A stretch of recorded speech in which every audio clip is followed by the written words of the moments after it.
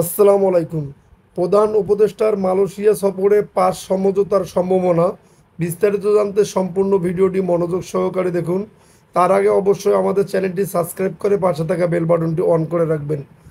পররাষ্ট্র মন্ত্রণালয়ের ডিজিপিডি শাহ আসিফ রহমান জানিয়েছেন, আগামী 11 থেকে 13 আগস্ট প্রধান উপদেষ্টা প্রফেসর ডক্টর মোহাম্মদ ইউনূস দ্বিপাক্ষিক সরকারি সফরে মালয়েশিয়া যাবেন। দেশটির প্রধানমন্ত্রী আনোয়ার ইব্রাহিমের আমন্ত্রণে প্রধান উপদেষ্টা এ সফর করবেন। সফরে 5টি সমঝোতা স্মারক স্বাক্ষরিত হওয়ার সম্ভাবনা রয়েছে। রোববার 10 আগস্ট বিকেলে ফরেন সার্ভিস একাডেমি মিলনায়তনে এক সংবাদ সম্মেলনে তিনি কথা বলেন। শাহ আসিফ রহমান বলেন, সফরে দুই দেশের মধ্যে হালাল ইকোসিস্টেম, উচ্চশিক্ষা এবং কূটনৈতিক প্রশিক্ষণ একাডেমির মধ্যে সহযোগিতা বিষয়ক মোট 3টি নোট বিনিময় অর্থাৎ এক্সচেঞ্জ অব দ্য নোটস হওয়ার সম্ভাবনা রয়েছে।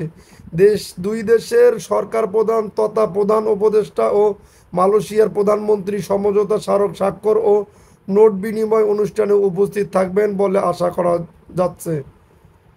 তিনি বলেন, সফরে প্রধান উপদেষ্টার সঙ্গে একটি উচ্চ প্রতিনিধি দল মালয়েশিয়া সফর করবেন।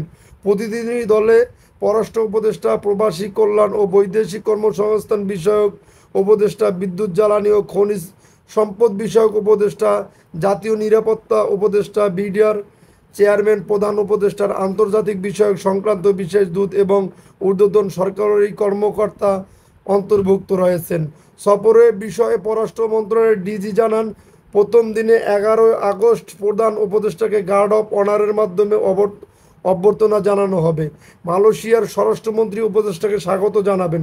পরের দিন 12 আগস্ট মালয়েশিয়ার প্রধানমন্ত্রীর কার্যালয়ে প্রধান উপদেষ্টা ও মালয়েশিয়ার প্রধানমন্ত্রীর মধ্যে একটি দ্বিপাক্ষিক বৈঠক অনুষ্ঠিত হবে। বৈঠকের পরপরই উভয় সরকার প্রধানের নেতৃত্বে প্রতিনিধি পর্যায়ের বৈঠক এবং তাদের স্মারক সমঝোতা স্বাক্ষরিত হবে। শাহ আসিফ রহমান বলেন, দ্বিতীয় দিন 12 আগস্ট দুদেশের সরকার প্রধানের নেতৃত্বে দ্বিপাক্ষিক যে বৈঠকটি অনুষ্ঠিত হবে তার একটি সংবাদ সম্মেলন হবে। প্রধান উপদেষ্টার সামনে একটি রাষ্ট্রীয় মধ্যাহ্নভোজনের আয়োজন থাকবে। একই দিনে বিকেলে প্রধান উপদেষ্টা একটি ব্যবসায়িক ফোরাম অর্থাৎ বিজনেস ফোরামে অংশগ্রহণ করবেন। মালয়েশিয়ার বসবাসরত প্রবাসী বাংলাদেশিদের সঙ্গে একটি মত বিনিময় সভায় তিনি অংশ নেবেন বলে আশা করা যাচ্ছে। সফরে মালয়েশিয়ার প্রধানমন্ত্রী আনোয়ার ইব্রাহিমের সঙ্গে একান্ত বৈঠক ও প্রতিনিধি পর্যায়ের বৈঠকে মালয়েশিয়ার বিভিন্ন সেক্টরে নতুন বাংলাদেশি কর্মী নিয়োগ, অধিক সংখ্যক পেশাদারীদের প্রফেশনাল নিয়োগ, শ্রমিকদের সুযোগ সুবিধা নিশ্চিত করার বিষয়গুলো গুরুত্বের সঙ্গে আলোচনা করা হবে বলেও জানান তিনি। সফরের তৃতীয় দিনে 13 আগস্ট প্রধান উপদেষ্টা ইউনিভার্সিটি কেবাংসান মালয়েশিয়া, ইউকেএম এর চ্যালেঞ্জার এবং নেগেরি সেমবিলান প্রদেশের রাজা তুয়াঙ্কু মুহরিস ইবনে আল মারজু তোয়াঙ্কু মুনার সঙ্গে সৌজন্য সাক্ষাৎ করবেন। ইউনিভার্সিটি কেবাংসানে মালয়েশিয়া প্রধান উপদেষ্টাকে একটি সম্মানসূচক ডক্টরেট ডিগ্রি প্রদান করবেন। প্রধান উপদেষ্টা একই ইউনিভার্সিটির শিক্ষার্থীদের উদ্দেশ্যে একটি বক্তব্য দেবেন।